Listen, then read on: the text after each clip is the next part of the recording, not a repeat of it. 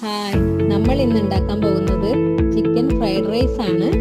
ഹോട്ടലിൽ കിട്ടുന്നതിനേക്കാളും വീട്ടിൽ തന്നെ ഉണ്ടാക്കുന്നതായിരിക്കും നല്ലത്. നമുക്ക് അതിന് വേണ്ടുന്ന ഇൻഗ്രീഡിയൻസ് എന്തൊക്കെയാണെന്ന് നോക്കാം. ഞാനിവിടെ ക്യാരറ്റ് എടുത്തിട്ടുണ്ട്, ബീൻസ് എടുത്തിട്ടുണ്ട്, പിന്നെ ഉള്ളി, കാപ്സിക്കം, കാബേജ്, പച്ചമുളക്, മല്ലിയില, ചിക്കൻ എടുത്തിട്ടുണ്ട്.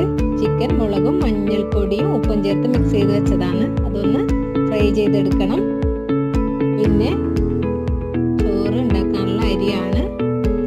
പിന്നെ സോയാ സോസ് എടുത്തിട്ടുണ്ട്, കുരുമുളക് പൊടിയും ഉണ്ട്. ഇതിന് മസാലയൊന്നും ആവശ്യമില്ല, ചോറിന് നെയ്യ് മാത്രമേ ആവശ്യമുള്ളൂ. നമുക്ക് ചിക്കൻ ഒന്ന് ഫ്രൈ ചെയ്തെടുക്കാം.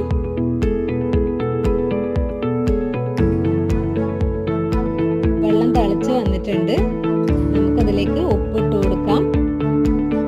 ഇനി ഒരു ചെറുനാരങ്ങ കൂടി ഒഴിച്ചു കൊടുക്കാം, ചെറുനാരങ്ങ നീര്. പിന്നെ ഓയിൽ ഒഴിച്ചു കൊടുക്കുന്നുണ്ട് കുറച്ച്.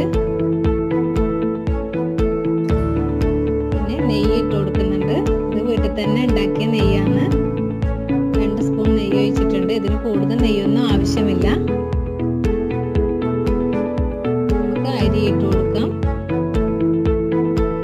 നമ്മുടെ ചിക്കൻ നല്ല ഫ്രൈ ആയിട്ടുണ്ട്. ഇത് നമുക്ക് ഒരു പാത്രത്തിലേക്ക് മാറ്റാം. ഇത് കുഞ്ഞു കുഞ്ഞു പീസായിട്ട് എടുക്കണം. ചോറ് പകുതി വേവായിട്ടുണ്ട്. നമുക്കിത് കുക്കറിൽ എടുത്തു വെക്കാം. 10 മിനിറ്റ് കഴിയുമ്പോൾ ചോറ് റെഡിയാവും. മുട്ട ആവശ്യമാണ്. ഇവിടെ മുട്ട എടുത്തിട്ടുണ്ട്. ഇത് നമുക്ക് നന്നായി അടിച്ചെടുക്കാം. ഇതിലേക്ക് കുരുമുളക് പൊടിയും കുറച്ച് ഉപ്പും ഇട്ട് കൊടുക്കണം. നമുക്ക് ഒരു ഫ്രൈ പാനിൽ ഒന്ന് ഇത് വറുത്തെടുക്കാം. പിന്നെ നമുക്ക് ഫ്രൈഡ് റൈസ് തയ്യാറാക്കാൻ വേണ്ടിയിട്ട് ഞാൻ ഇതുപോലെ ഒരു ചട്ടി എടുത്തിട്ടുണ്ട്. ഇതിൽ ഓയിൽ ഒഴിച്ചു കൊടുത്തു. ഇതിലേക്ക് നീരുള്ളി ഇട്ടിട്ടുണ്ട്, പച്ചമുളക് ഒന്ന് വഴറ്റി കൊടുക്കുക.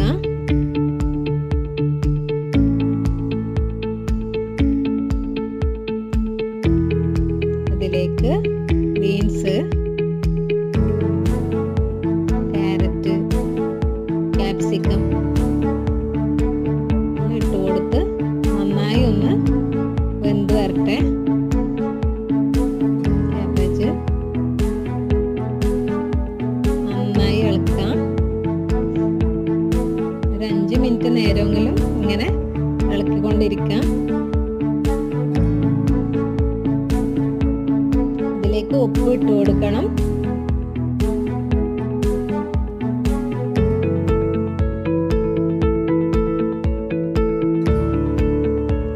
നന്നായി വെന്ത് വരട്ടെ. വെജിറ്റബിൾസ് എപ്പോഴും കൂടുതൽ ഇടുന്നത് നല്ലതാണ്. കുട്ടികളൊക്കെ അല്ലാണ്ട് കഴിക്കില്ല. ഇങ്ങനെയാണെങ്കിൽ അത് കഴിക്കും. ഇനി ചോറ് ഇട്ട് കൊടുക്കാം. ചോറിട്ട് ഒന്ന് ഇളക്കി കൊടുക്കാം. നന്നായി മിക്സ് ചെയ്യണം. ഇതിലേക്ക് നമ്മൾ പീസാക്കി എടുത്ത ചിക്കൻ ഇട്ട് കൊടുക്കുന്നുണ്ട്. പിന്നെ നമ്മൾ വറുത്ത് വെച്ച മുട്ട ഇട്ട് കൊടുക്കുന്നുണ്ട്. ഒന്നുകൂടി നന്നായി ഇളക്കി കൊടുക്കാം. ഇതിലേക്ക് കുരുമുളക് പൊടി, ഇതും വീട്ടിൽ തന്നെ പൊടിച്ചു വെച്ചതാണ്.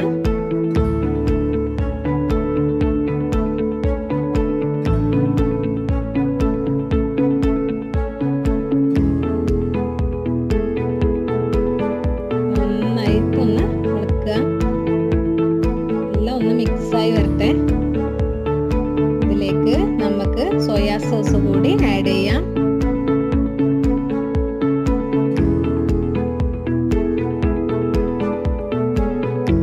ഒരു 5 മിനിറ്റ് നേരമെങ്കിലും ഇതുപോലെ ഇളക്കി കൊടുക്കണം.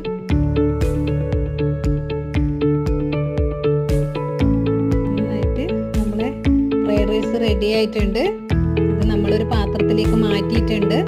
ഈ വീഡിയോ നിങ്ങൾക്ക് ഇഷ്ടമായെങ്കിൽ എല്ലാവരും ഷെയർ ചെയ്യണം.